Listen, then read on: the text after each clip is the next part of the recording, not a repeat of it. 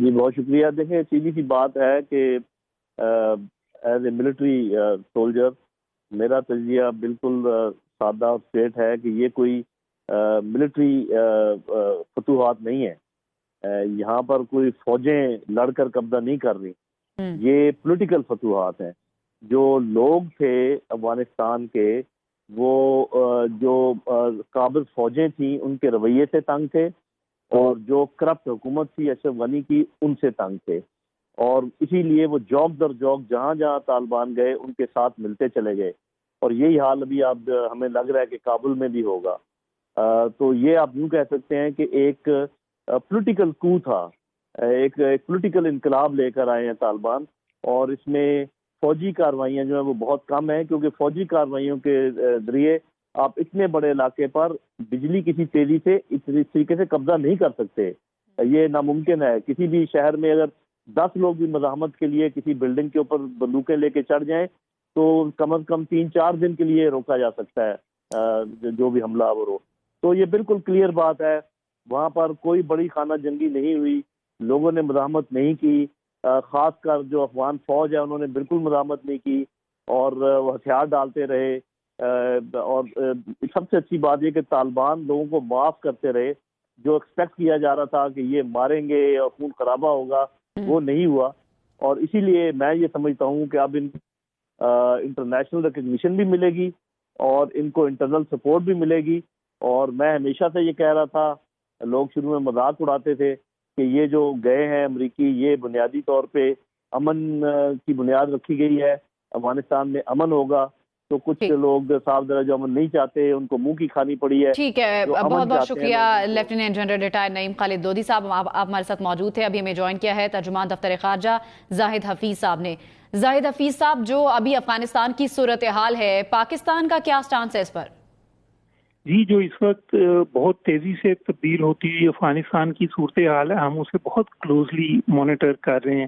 ہمیں وہاں پر جو بگڑتی ہوئی سیکیورٹی کی سچویشن ہے اس حوالے سے گہری تشویش ہے. دیکھیں, ہم ہمیشہ سے یہ کہتے تھے کہ وہاں سے افغانستان سے جب انٹرنیشنل فورسز کی وڈرال ہوتی ہے وہ رسپانسیبل اور آرڈرلی ہو, کیونکہ ہم یہ سمجھتے تھے کہ وہاں پہ کسی قسم کا کوئی سیکیورٹی ویکیوم نہیں ہونا چاہیے اور ہم یہ بھی چاہتے تھے کہ وہاں پہ کوئی کسی قسم کا ہیومینیٹیرین کرائسس نہ ہو جس کی وجہ سے further influx of Afghan refugees کی صورتحال پیدا ہو.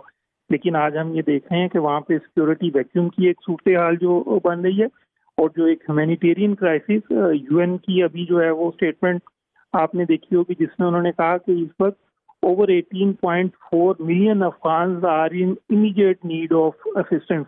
تو ایک ہیومینیٹیرین کرائسس ہم اب بھی یہ سمجھتے ہیں کہ international community must wake up to the rapidly evolving situation in Afghanistan to avoid the impending humanitarian crisis جو کہ اس وقت ہمیں بالکل امییننٹ نظر آ رہا ہے. لیکن ساتھ میں آپ سے یہ بھی شیئر کرتا چلوں کہ ہمارا سفارت خانہ اس وقت کابل میں ابھی بھی اوپن ہے, آپریشنل ہے, فنکشنل ہے.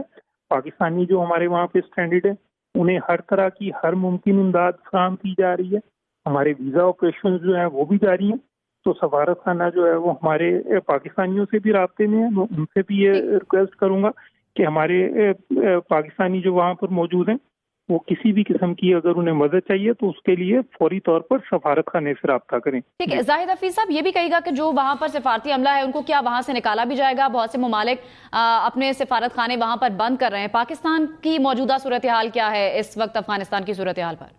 جی دیکھیں, ابھی ہم نے اس وقت جیسے میں نے کہا کہ ہمارا سفارت خانہ وہاں پر اس وقت فعال ہے. ہم نے سفارت خانے کو بند کرنے کے حوالے سے ابھی کوئی فیصلہ نہیں لیا, لیکن ہمارے سفارتی عملے کی حفاظت کے لیے جو بھی نیسیسری اسٹیپس ہوں گے, ضروری اقدامات ہوں گے, وہ بالکل اٹھائے جائیں گے. جی ٹھیک ہے, بہت بہت شکریہ ترجمان دفتر خارجہ زاہد حفیظ صاحب, آپ ہمارے ساتھ موجود تھے. کابل شہر سے جانے والوں کو محفوظ راستہ دیا جائے گا.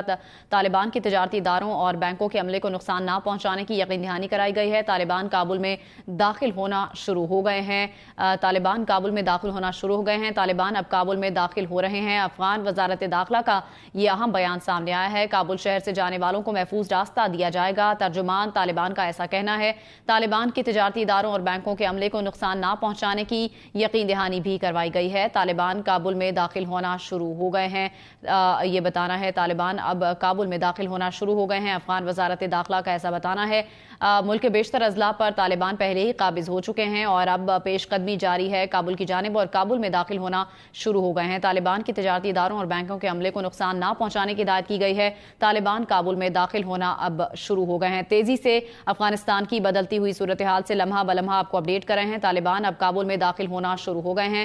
کابل شہر سے جانے والوں کو محفوظ راستہ دیا جائے گا۔ ترجمان طالبان کا ایسا بیان سامنے آیا ہے۔ طالبان کی تجارتی اداروں اور بینکوں کے عملے کو بحفاظت کام کرنے کی ہدایت بھی دی گئی ہے۔ افغان صوبے خوست کا دارالحکومت خوست بھی طالبان کے قبضے میں چلا گیا ہے۔ ترجمان طالبان ذبیح اللہ مجاہد کے مطابق طالبان جنگجوؤں نے governor, police chief, intelligence centre اور اس سے وابستہ تمام افراد کو کنٹرول میں لے لیا ہے۔ تمام ہتھیار، ساز و سامان اور گاڑیاں طالبان جنگجوؤں نے اپنے قبضے میں کر لی ہیں۔ ایک بریک کے بعد حاضر ہوں گے ہیڈ لائنز کے ساتھ، آپ دیکھتے رہیے ہم